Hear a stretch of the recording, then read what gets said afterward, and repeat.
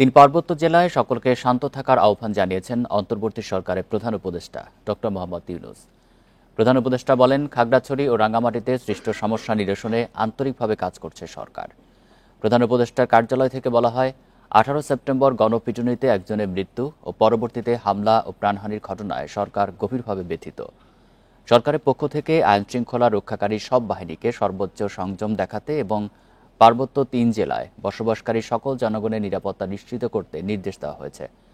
আইন নিজের হাতে তুলে না নেওয়া এবং ধ্বংসাত্মক কাজে লিপ্ত না হওয়ার জন্য সবাইকে অনুরোধ করেছেন প্রধান উপদেষ্টা। আজ স্বরাষ্ট্র উপদেষ্টার নেতৃত্বে সরকারের উচ্চ পর্যায়ের একটি প্রতিনিধি দল খাগড়াছড়ি ও রাঙ্গামাটি পরিদর্শন করবে।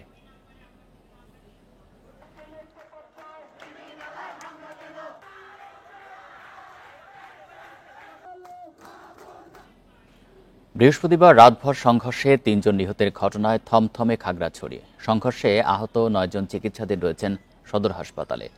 পরিস্থিতি নিয়ন্ত্রণে খাগড়াছড়ি সদরে জারি রয়েছে 144 ধারা। এদিকে সংঘর্ষের প্রতিবাদে রাঙ্গামাটি ও বান্দরবানে বিক্ষোভ মিছিল হয়েছে।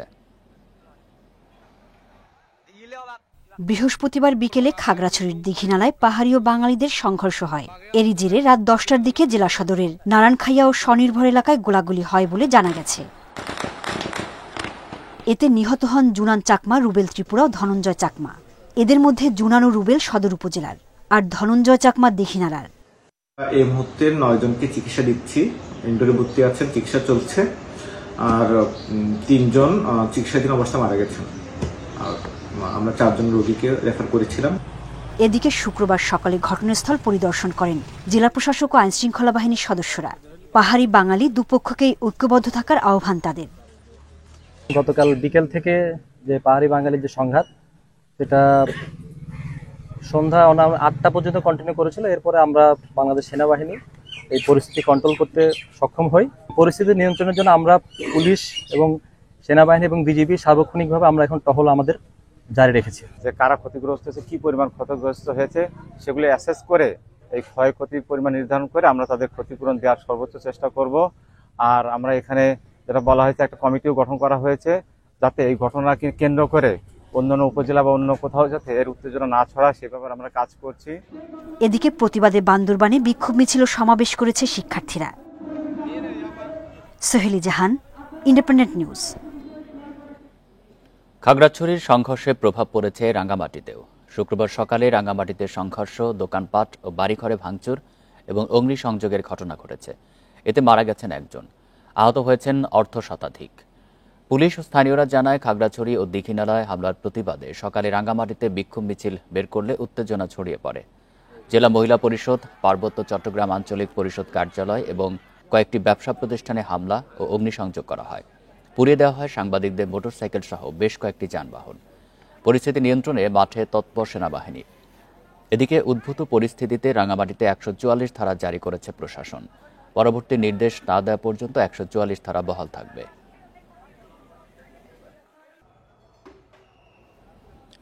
দেশে সংখ্যালঘু সম্প্রদায় এবং উপাসনালয়ে হামলার পেছনে কারণ ধর্মীয় নয়, রাজনৈতিক বলে মন্তব্য করেছেন বিএনপির ভারপ্রাপ্ত চেয়ারম্যান তারেক রহমান। শুক্রবার বিকেলে হিন্দু সম্প্রদায় নেতাদের সাথে মত বিনিময়ের সময় তিনি এই মন্তব্য করেন। পার্বত্য চট্টগ্রামে চলমান সংঘাত ষড়যন্ত্রের অংশ বলে দাবি করেন বিএনপির মহাসচিব মির্জা ফখরুল ইসলাম আলমগীর। বিএনপি চেয়ারপারসনের গুলশানের কার্যালয়ে জন্মাষ্টমী উপলক্ষে হিন্দু ধর্মের নেতাদের সাথে ভার্চুয়ালি শুভেচ্ছা বিনিময় করেন বিএনপির ভারপ্রাপ্ত চেয়ারম্যান তারেক রহমান। অনুষ্ঠানে সিনিয়র নেতারাও উপস্থিত ছিলেন। মির্জা ফখরুল ইসলাম আলমগীর বলেন, 5 আগস্টের ছাত্র জনতার বিপ্লবের অর্জনকে নষ্ট করতে পরিকল্পিতভাবে সংখ্যালঘুদের উপর হামলা করা হয়েছে। পার্বত্য চট্টগ্রামেও একই চক্রান্ত শুরু হয়েছে। পরিকল্পিতভাবে একটা ষড়যন্ত্র হয়েছে, চক্রান্ত হয়েছে, এটা অস্বীকার করার কোনো উপায় নেই।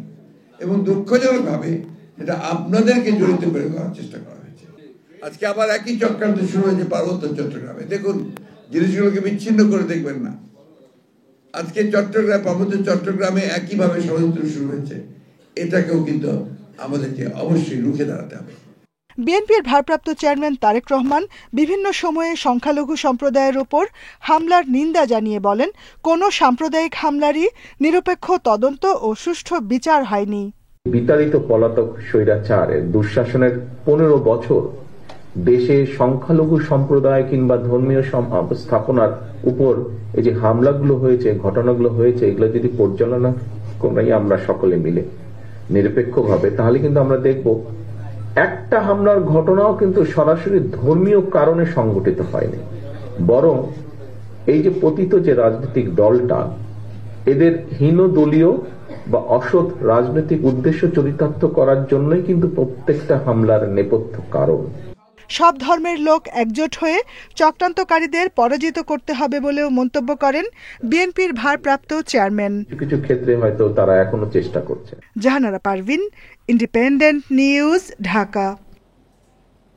চট্টগ্রাম নগরে পুরাতন চান্দগাঁও থানা এলাকায় ছাত্রদল ও যুবদলের সংঘর্ষে একজন নিহত হয়েছেন, আহত হয়েছেন কয়েকজন। শুক্রবার রাতে চট্টগ্রাম মেডিকেলে চিকিৎসাধীন অবস্থায় মারা যান জুবায়ের উদ্দিন বাবু। পুলিশ ও স্থানীয়রা জানায়, সিটি কর্পোরেশনের খেলার টার্ফের দখল ও চাঁদাবাজিকে কেন্দ্র করে ছাত্রদল নেতা আমিন ও যুবদল নেতা মোশাররফ হোসেনের সমর্থকদের মধ্যে সংঘর্ষ হয়। এতে গুরুতর আহত হন আমিনের সমর্থক বাবু। পরে চিকিৎসাধীন অবস্থায় মারা যান তিনি। ঘটনার সঙ্গে জড়িতদের গ্রেপ্তারের দাবি জানিয়েছেন স্বজনেরা।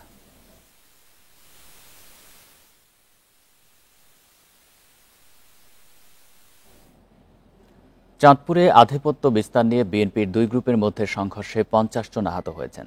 শুক্রবার সন্ধ্যায় হাজীগঞ্জ বাজারে এই সংঘর্ষ ঘটে। স্থানীয়রা জানায়, শুক্রবার সন্ধ্যায় দেশীয় অস্ত্র নিয়ে হাজীগঞ্জ পৌর এলাকায় টেরাগড় ও মকিমাবাদে বিএনপির দুই গ্রুপের মধ্যে সংঘর্ষ শুরু হয়। প্রায় 5 ঘন্টা ধরে চলে ধাওয়া পাল্টা ধাওয়া। এ সময় উভয় পক্ষের 50 জন আহত হয়। এর মধ্যে 5 জনকে উন্নত চিকিৎসার জন্য কুমিল্লা ও ঢাকায় পাঠানো হয়েছে। পরে পুলিশ ও সেনাবাহিনী গিয়ে পরিস্থিতি নিয়ন্ত্রণে আনে। সংঘর্ষের ঘটনায় হাজীগঞ্জ উপজেলা ছাত্রদল ও যুবদলের কমিটি বিলুপ্ত ঘোষণা করা হয়েছে। এর আগে বৃহস্পতিবারও সংঘর্ষে জড়ায় উভয় পক্ষ।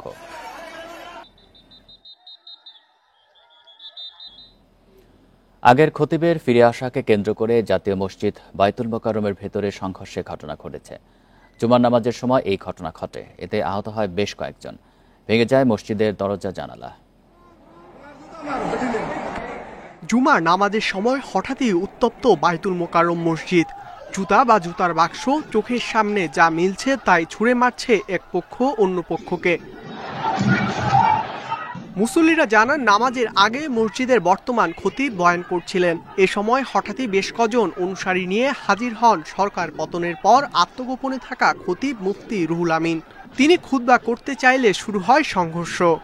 রুহুল আমিন সেখানে সাঙ্গপাঙ্গ এবং সেখানে তিনি সদল বলে যে এখানে আওয়ামী জাহিলিয়ার যে রূপ, সেই রূপে আজকে তিনি একজন আলেম হয়ে ফিরেছেন। আমি বললাম, নবী করিম সাল্লাল্লাহু আলাইহি ওয়াসাল্লামের উপরে যদি কটক্ষ করে সেটা তো আমরা জানতাম, তা আমি তো কিছু জানি না ভাই, কি কটক্ষটা করছে বলেন। তখন বলল যে হুজুরে জানে, আমি জানি না।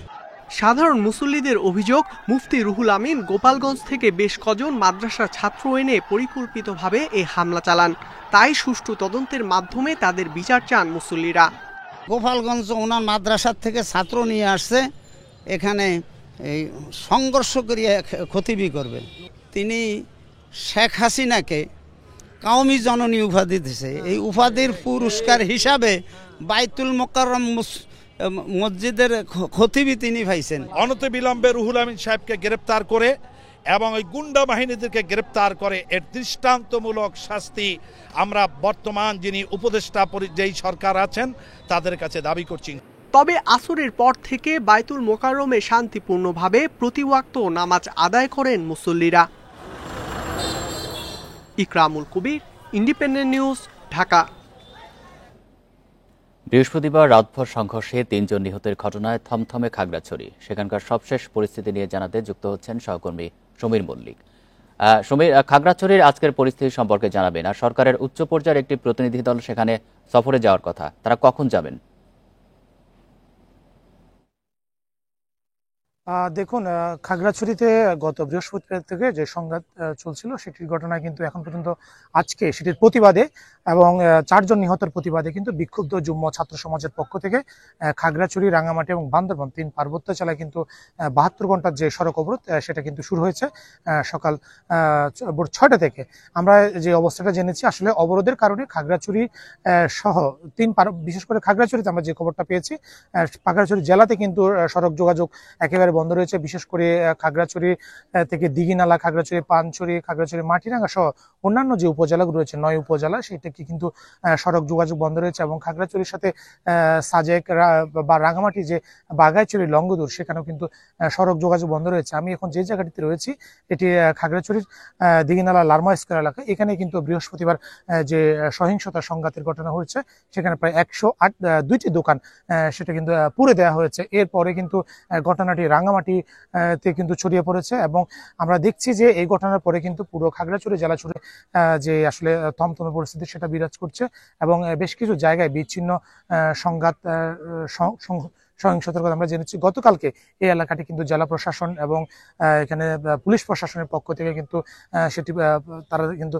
সরেজমিন পরিদর্শন করেছে এবং তারা এখানে এসে যারা ক্ষতিগ্রস্ত ব্যবসায়ী রয়েছে, অর্থাৎ যে সমস্ত ব্যবসায়ীদের দোকান পুড়ে গেছে এবং স্থানীয় যারা ইউপি চেয়ারম্যান রয়েছে, এখানে দিঘিনালা ইউনিয়ন পরিষদের চেয়ারম্যান, বলকাল ইউনিয়ন পরিষদের চেয়ারম্যান, একই সাথে বাবুছড়া ইউনিয়ন পরিষদের চেয়ারম্যান, তাদের সাথে কিন্তু এখানে জনপ্রতিনিধিদের সাথে কিন্তু প্রশাসনের পক্ষ থেকে কথা বলা হয়েছে। তারা যে বিষয়টা বলছে, যারা এই ঘটনার সাথে জড়িত তাদেরকে তারা আইনের আওতায় আনবে বলে প্রতিশ্রুতি দিয়েছে এবং একই সাথে যে সমস্ত ব্যবসায়ী ক্ষতিগ্রস্ত হয়েছে তাদেরকে জেলা প্রশাসনের পক্ষ থেকে তালিকা করার জন্য উপজেলা নির্বাহী কর্মকর্তাকে দায়িত্ব দেওয়া হয়েছে এবং এই সহিংসতা বা সংঘাত যাতে আর ছড়িয়ে না পড়ে সে ব্যাপারে কিন্তু প্রশাসনের পক্ষ থেকে সর্বোচ্চ ব্যবস্থা নেওয়া হবে বলে জানিয়েছে। এবং আমরা দেখেছি এখানে আইন শৃঙ্খলা বাহিনীর যে টহল সেটা জোরদার করা হয়েছে। একই সাথে আজকে এই ঘটনাটি পরিদর্শন করতে সকাল 11টার দিকে স্বরাষ্ট্রমন্ত্রী পার্বত্য চট্টগ্রাম বিষয়ক স্বরাষ্ট্র উপদেষ্টা এবং পার্বত্য চট্টগ্রাম বিষয়ক উপদেষ্টা সহ সরকারের যে উচ্চ পর্যায়ের টিম, তারা প্রথমে সকাল 11টার দিকে রাঙামাটিতে তারা কিন্তু যাবে। সেখানে তারা সরজমিন পরিদর্শন করে আইন শৃঙ্খলা বাহিনীর সাথে মত বিনিময় করবে। একইভাবে বিকেল 3টায় খাগড়াছড়ি জেলা প্রশাসনের যে সম্মেলন কক্ষ রয়েছে, সেখানে কিন্তু প্রশাসনের সাথে তারা মত বিনিময় করবে এবং এই যে সরকারের যে উচ্চ পর্যায়ে যে কমিটিটি রয়েছে, সেখান থেকে একটি ইতিবাচক বা একটি এই সহিংসতা যাতে বন্ধ হয় বা এই যে উদ্বেগজনক যে পরিস্থিতি সেটা যদি বন্ধ হয়, সেরকম একটা ঘোষণা আসতে পারে বলে এখানে অনেকে আশা করছে। এবং তবে এখনকার যে আজকে যে বিক্ষুব্ধ যুগ্ম ছাত্র সমাজের যে অবরোধ কর্মসূচি, সড়ক ও নৌপথ অবরোধ কর্মসূচি, সেটিকে কেন্দ্র করে কিন্তু যান চলাচল একেবারে বন্ধ রয়েছে। আজকে এই এলাকাটিতে কিন্তু যে এলাকাটি রয়েছে যে লার্মা স্কয়ার সহ দিঘিনালা বাজারের আজকে কিন্তু সাপ্তাহিক হাটের দিন, এখানে কিন্তু আমরা দেখছি ক্রেতা বিক্রেতার কোনো উপস্থিতি এই পর্যন্ত নেই। অর্থাৎ অবরোধের যে প্রভাব সেটা কিন্তু খুব ভালো মাত্রায় কিন্তু কাজ করছে। এবং আপনি দেখছেন যে এটি আসলে দিঘিনালা বাস স্টেশন এলাকা। সাধারণত এই এলাকাটিতে এই সময়টাতে অনেক বেশি গাড়ি বা যানবাহন থাকলেও আজকের পরিস্থিতি কিন্তু একেবারে ভিন্ন এবং যে কারণে আসলে অবরোধের কারণে মূলত হচ্ছে, আমরা যে বিষয়টি জানিয়েছি আইন শৃঙ্খলা বাহিনীর সাথে কথা বলে, অবরোধের কারণে এখানে সড়ক যোগাযোগ বন্ধ রয়েছে এবং দূরপাল্লার যে যানবাহনগুলো সেখানে কিন্তু সড়ক যোগাযোগ বন্ধ থাকার কারণে এখানকার মানুষের যে যাতায়াত সেটা কিন্তু একেবারে স্থবির হয়ে রয়েছে। তবে এখনো পর্যন্ত আমরা সেভাবে কোনো সড়কে কোনো ধরনের পিকেটিং এর খবর এখন পর্যন্ত পাইনি। এই নিয়ে পরবর্তীতে হয়তো আরো আপডেট দেওয়া যেতে পারে। খাগড়াছড়ি থেকে জানাচ্ছেন সহকর্মী সমীর মল্লিক। মা, বাবা, ভাইয়ের কবরের পাশে চিরনিদ্রায় শায়িত হলেন তোফাজ্জল হোসেন। জানাজায় অংশ নেন হাজারো মানুষ। ঢাকা বিশ্ববিদ্যালয়ের মতো জায়গায় এমন ঘটনায় ক্ষুব্ধ এলাকাবাসী। স্বজনদের দাবি, তোফাজ্জলকে মারার আগে ফোনে মুক্তিপণের টাকা চেয়েছিল হত্যাকারীরা। ঢাকা বিশ্ববিদ্যালয়ের ফজলুল হক মুসলিম হলে মারধরের শিকার হয়ে নিহত মাসুদ কামাল তোফাজ্জলের জানাজা সম্পন্ন হয়েছে। বরগুনার পাথরঘাটায় জানাজায় অংশ নেন হাজারো মানুষ। জানাজা শেষে পারিবারিক কবরস্থানে মা, বাবা আর ভাইয়ের পাশে দাফন করা হয় তোফাজ্জলকে। স্বজনদের দাবি, তোফাজ্জলকে মারার আগে ফোনে মুক্তিপণের টাকা চান হত্যাকারীরা। ওরা আমার কাছে বলে যে আমার দেবরের বাঁচাইতে চাইলে 2 লক্ষ টাকা দেন, আমরা নাইলে ওরা মারিয়ে ফেলাবো। এই বলার পর আমি বলছি যে আসলে ওর আত্মীয় স্বজন আছে, তাদের সাথে আলাপ করা হোক এবং যোগাযোগ করে হোক, আমরা ওরে মারবেন না, ও পাগল না। দেশের সর্বোচ্চ বিদ্যাপীঠের শিক্ষার্থীদের এমন নিষ্ঠুরতায় হতবাক স্থানীয়রা। হত্যার দ্রুত বিচার চেয়ে মানববন্ধন করেছেন তারা। আমাদের যারা আত্মীয় স্বজন, আমরা যারা পরিচিত, আমাদেরকে বলে ভাই 5টা টাকা দেন, 10টা টাকা দেন, আমি কিছু খাবো। এছাড়া আর কোনো চাহিদা ওর ছিল না। এই যে হত্যাকাণ্ডটা হয়েছে, এটা মানে কি ভাষা প্রকাশ করা যাচ্ছে না, এত নির্মমভাবে একটা মানুষকে কিভাবে আর একটা মানুষ হত্যা করে। তোফাজ্জল সহ এ জাতীয় যারা নির্যাতনের শিকার তাদের পিছনে আপনারা শক্তভাবে দাঁড়ান, যাতে আসলে আমাদের সমাজ ব্যবস্থাটা আগের চাইতে অনেক অনেক গুণে ভালো হয়। 2016 সালে বাবা আর এর 3 বছর পর মারা যান মা। ভালোবাসার মানুষটির অন্যত্র বিয়ে হওয়ায় 4 বছর আগে মানসিক ভারসাম্য হারিয়ে ফেলেন তোফাজ্জল। গত বছর একমাত্র অভিভাবক বড় ভাইও বিদায় নেন পৃথিবী থেকে। বুধবার রাতে ঢাকা বিশ্ববিদ্যালয়ের ফজলুল হক হলে কয়েকজন শিক্ষার্থী নির্যাতনের শিকার হয়ে মারা যান তোফাজ্জল। Independent news. 15 বছরে কতটি অস্ত্রের লাইসেন্স দেওয়া হয়েছে সে তথ্য নেই পুলিশের কাছে। তবে লাইসেন্স স্থগিতের পর জমা পড়েছে 13,349টি। অন্যদিকে এনবিআর এর তথ্য বলছে অনেক অস্ত্রধারী টিআইএন সনদ নেই। আয়কর রিটার্নেও রয়েছে গরমিল। নারায়ণগঞ্জে আওয়ামী লীগের সাবেক সংসদ সদস্য শামীম ওসমান। দাপুটে এর রাজনীতিক ও তার পরিবারের সদস্যদের নামে লাইসেন্স করা অস্ত্র 8টি, জমা হয়নি এর একটিও। অনুসন্ধান বলছে অস্ত্র জমা না দেয়া এমন একাধিক এমপি মন্ত্রীর নাম আছে তালিকায়। এ পর্যন্ত 13,349টি আগ্নেয়াস্ত্র হাতে পেয়েছে পুলিশ সদর দপ্তর। তবে গত 15 বছর কি পরিমাণ লাইসেন্স দেয়া হয়েছে তাদের কাছে নেই সেই তথ্য। তবে নির্ধারিত সময় জমা না দেওয়া অবৈধ অস্ত্র, থানা ফাঁড়ি থেকে লুট হওয়া অস্ত্র উদ্ধার ও অস্ত্রধারীদের গ্রেপ্তারে যৌথ বাহিনীর অভিযান চলছে বলে জানিয়েছে পুলিশ। যারা এই সমস্ত অস্ত্রসমূহ জমা প্রদান করেননি তাদেরই অবৈধ আগ্নেয়াস্ত্রসমূহ উদ্ধার অভিযানের জন্য কিন্তু গত 4 সেপ্টেম্বর থেকে যৌথ অভিযান পরিচালিত হচ্ছে এবং বাহিনী সমূহের মধ্যে অত্যন্ত সমন্বয়ের মাধ্যমে এই অভিযানটি পরিচালিত হচ্ছে। এদিকে নানা কর অঞ্চলের তথ্য বলছে টিআইএন নেই এমন ব্যক্তিও পেয়েছেন অস্ত্রের লাইসেন্স। অনেকে বেশি আয় দেখিয়ে লাইসেন্স নিয়ে পরে বন্ধ করেছেন কর দেয়া।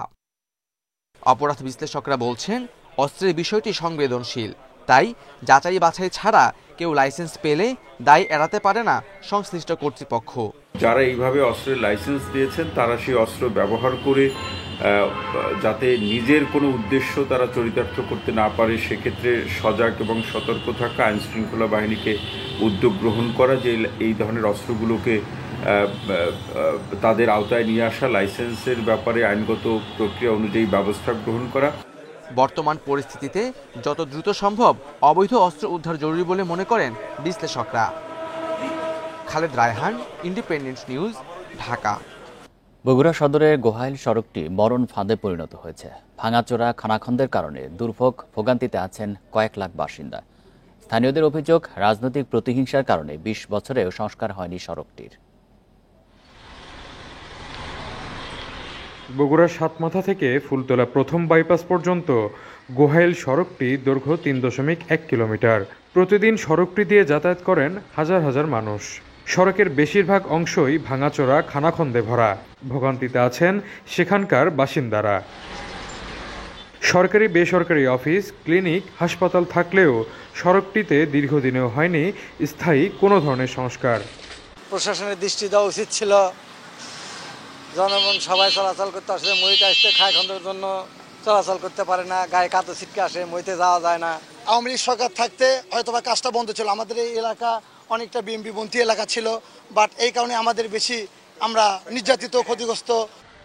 স্থানীয়দের ভোগান্তি ও দাবির বিষয়টি মাথায় রেখে আগামী 1 মাসের মধ্যেই কাজ শুরুর আশ্বাস দিয়েছেন স্থানীয় প্রশাসন। 3.1 কিলোমিটার রাস্তাটা হবে, সেটা প্রকল্প পাস হওয়া মাত্রই কাজ শুরু হবে। আমাদের এখান থেকে প্রকল্প প্রস্তাব সহ এস্টিমেট সহ প্রেরণ করা আছে, যে কোনো মুহূর্তে কাজ শুরু হবে। মানে আমাদের হচ্ছে প্রকল্প পাস হওয়া মাত্রই আমরা কাজ শুরু করব। এই সড়ক উন্নয়ন হলে পৌরসভার 4টি ওয়ার্ড সহ নন্দীগ্রাম ও কাহালু উপজেলার লাখ লাখ মানুষ সুফল পাবেন।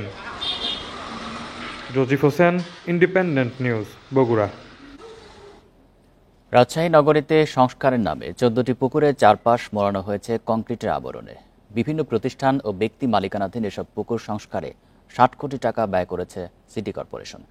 স্থানীয়দের অভিযোগ, উন্নয়ন ও সৌন্দর্য বর্ধনের নামে বড় বড় পুকুরগুলো পরিণত করা হয়েছে চৌবাচ্চায়। 2018 সালে রাজশাহী নগরীর জন্য 3000 কোটি টাকার সমন্বিত নগর অবকাঠামো উন্নয়ন প্রকল্প অনুমোদন দেয় সরকার। প্রকল্পের আওতায় 14টি পুকুর সংস্কার করে সিটি কর্পোরেশন। বিভিন্ন প্রতিষ্ঠান ও ব্যক্তি মালিকানাধীন এসব পুকুর সংস্কারে খরচ হয় 60 কোটি টাকা। আর চারপাশে জায়গা ভরাট করে বানানো হয়েছে বিনোদন পার্ক। তবে এ ধরনের প্রকল্পের কোনো প্রয়োজন দেখছে না স্থানীয়রা। তারা বলছেন সংস্কারের নামে কংক্রিটের আবরণে চারপাশ মোড়ানোই আয়তন কমে গেছে পুকুরগুলোর। পুকুরটা আরো বড় ছিল, এখন সংস্কার হয়ে বরঞ্চ ক্ষতি হলো। পুকুরের নামারও কোনো উপায় নাই, উঠারও কোনো উপায় নাই, যেহেতু সিঁড়ি করেনি, ঘাট করেনি, পুকুরগুলো আমাদের শেষ করে দিয়েছে, মানে জনগণের পুকুর জনগণেরই নাই। পরিবেশবাদী সংগঠনগুলো বলছে সংস্কারের নামে সিটি কর্পোরেশনের এমন প্রকল্প নষ্ট করছে পরিবেশের ভারসাম্য। যখন যারা ক্ষমতায় এসছেন তারা নিজেদের প্রয়োজনে পুকুরগুলো ভরাট করেছেন, কিন্তু আশ্চর্যের বিষয় আমাদের রাজশাহী মহানগরীর যে মাস্টার প্ল্যান আছে সেখানে কিন্তু অনেকগুলো পুকুরকে সংরক্ষিত পুকুর হিসেবে ঘোষণা করা হয়েছে। ভয়ের বিষয় হচ্ছে যে এই সংরক্ষিত পুকুরগুলোও কিন্তু আস্তে আস্তে তাদের অস্তিত্ব হারাচ্ছে। তবে জলাশয় সংস্কারের এসব প্রকল্প নগরবাসীর উপকারের জন্যই বলছে সিটি কর্পোরেশন। সেই সময়ে যারা প্রকল্প তালিকাভুক্ত করেছিলেন তা নগরবাসীর জন্যে এবং সার্বিকভাবে পরিবেশ উন্নয়নের যোগ্য প্রয়োজন বলেই তারা কাজ করার সুযোগ দিয়েছিলেন। 2022 সালে নগরীর 22টি জলাশয় সম্ভাব্য ভরাট ও ভূমি অধিগ্রহণ রোধে নেয়া 3 বছর মেয়াদী প্রকল্পে ব্যয় ধরা হয় 1209 কোটি 13 লাখ টাকা। Mustafizur Rahman, independent news, Rajshahi. এবারের বন্যায় লক্ষ্মীপুরে বেশি ক্ষতি হয়েছে কৃষি ও মৎস্য খাতে। নষ্ট হয়েছে প্রায় 30,000 ঘরবাড়ি ও শতাধিক শিক্ষা প্রতিষ্ঠান। সহায় সম্বল হারানো অসংখ্য পরিবারের সামনে অনিশ্চিত ভবিষ্যৎ। খালি হাতে ঘুরে দাঁড়ানোর চেষ্টা করলেও অনেক মাঝেই হতাশা। এজন্য প্রকৃত ক্ষতিগ্রস্তদের বের করে সহায়তার দাবি তাদের। গত 20 বছরে এমন বন্যা দেখেনি লক্ষ্মীপুরবাসী। 1 মাস পরেও সে ক্ষত বয়ে বেড়াচ্ছেন তারা। জেলায় 3 লাখ মানুষ এখনও পানিবন্দী। বন্যায় ভেসে গেছে 50,000 মাছের ঘের। নষ্ট হয়েছে আমনের বীজতলা সহ 60,000 হেক্টর জমির ফসল। ক্ষতিগ্রস্ত হয়েছে 2,746 কিলোমিটার রাস্তাঘাট ও 200 ব্রিজ কালভার্ট।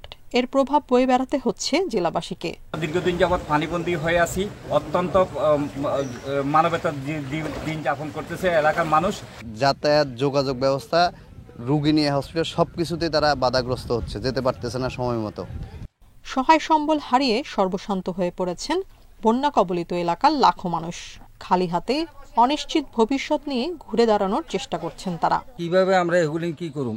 সরকার যদি আমাকে দিকে যদি খেয়াল না করে তাহলে আমরা তো চাই যে সরকার আমাকে কিছু করবে। ক্ষতিগ্রস্তদের তালিকা করে অগ্রাধিকার ভিত্তিতে সহায়তা দেওয়ার কথা জানিয়েছে ত্রাণ ও পুনর্বাসন কর্মকর্তা। ক্ষতিগ্রস্তদের তালিকা, বাড়িঘরের তালিকা, রাস্তাঘাটের অগ্রাধিকার তালিকা আমাদের উপজেলা নির্বাহী অফিসারদের মাধ্যমে আমরা অগ্রাধিকার তালিকা তৈরি করতেছি। আমরা আশা করি লক্ষ্মীপুরের যারা ক্ষতিগ্রস্ত আছে তারা পুনরায় ঘুরে দাঁড়াতে পারবে। খাল নদীতে পানি চলাচল স্বাভাবিক না থাকায় জলাবদ্ধতার কারণে বেড়েছে দুর্ভোগ।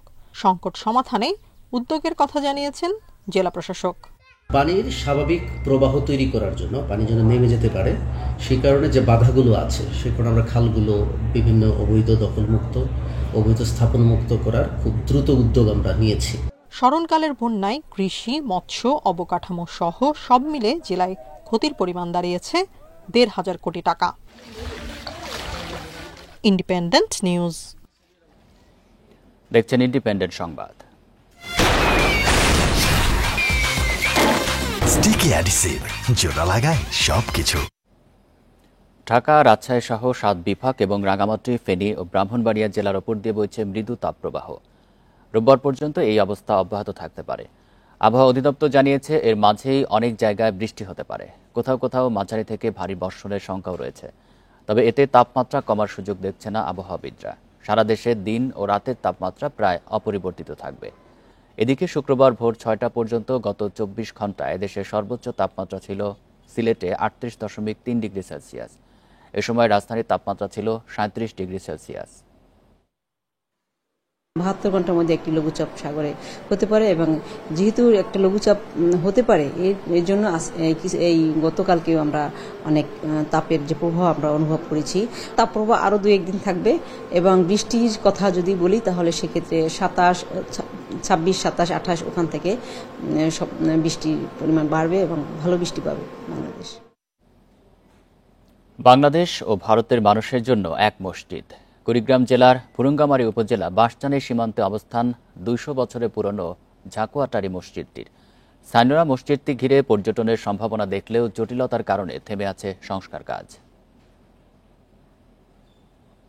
কুড়িগ্রাম জেলা সদর থেকে বাঁশজানি সীমান্তের দূরত্ব 52 কিলোমিটার। এপারে বাংলাদেশের বাঁশজানি গ্রাম, ওপারে ভারতের ঝাকুয়াটারি গ্রাম। একটি মসজিদকে কেন্দ্র করে এখানে অনেকটাই ঘুচে গেছে সীমান্তের ব্যবধান। আজানের পর ঝাকুয়াটারি জামে মসজিদে একসঙ্গে নামাজ আদায় করেন দুই দেশের মুসল্লিরা, পালন করেন ধর্মীয় নানা অনুষ্ঠানও। আমাদের মসজিদের যে কার্যকলাপগুলো থাকে, যেমন শবে বরাত, শবে কদর, এই কাজগুলো যখন আমরা করি, আমরা উভয় পাশের মানুষ একসঙ্গে রাত জাগি, সারা রাত ইবাদত করি। আমরা এই মসজিদে তখন আমরা একটা খাওয়া দাওয়ার আয়োজন করি। দুই দেশের মানুষ একসঙ্গে নামাজ পড়ি, কোনো বাধা বিধি না হয়। এই ব্যাপারে বিজেপিও বাধা করে নাই কোনোদিন। নামাজ আদায় ও কুশল বিনিময়ে বাধা দেন না বিজিবি বিএসএফ সদস্যরা। দুই পারের বাসিন্দারা কৃষিকাজও করেন একসঙ্গে। না কোনো অভিযোগ নেই। একটা আমার বাংলাদেশ মাঝে পড়ি, আমরা পড়ি একসাথে পড়ি, একসাথে যাই, কোনো ঝগড়াবাদ কোনো কাজে কিছু নেই। ঝাকুয়াটারি জামে মসজিদটি 200 বছরের পুরনো। দুই দেশের সম্পর্ক সমুন্নত রেখে মসজিদের উন্নয়ন কাজের চেষ্টা করা হচ্ছে বলে জানিয়েছেন উপজেলা নির্বাহী কর্মকর্তা। উন্নয়নের ক্ষেত্রে এটাতে আসলে সীমান্তবর্তী হওয়ার কারণে উন্নয়ন কার্যক্রম চলমান করবার বিষয়ে একটু প্রশাসনিক জটিলতা রয়েছে। তো এটা আমরা চেষ্টা করছি যদি প্রশাসনিকভাবে দুই দেশের সম্মতি সাপেক্ষে উন্নয়ন কার্যক্রম করা গেলে পারে, তখন হয়তো তড়িৎ গতিতে উন্নয়ন কার্যক্রম বাস্তবায়ন করা সম্ভব। ঐতিহ্যবাহী মসজিদটি ঘিরে পর্যটন কেন্দ্র গড়ে উঠতে পারে বলে মনে করেন অনেকে। Independent news. এই ছিল এখনকার সংবাদে। ইন্ডিপেন্ডেন্ট টেলিভিশনের সব খবরের আরো বিস্তারিত জানতে চোখ রাখুন ফেসবুক, এক্স এবং ইউটিউবে। ধন্যবাদ সবাইকে।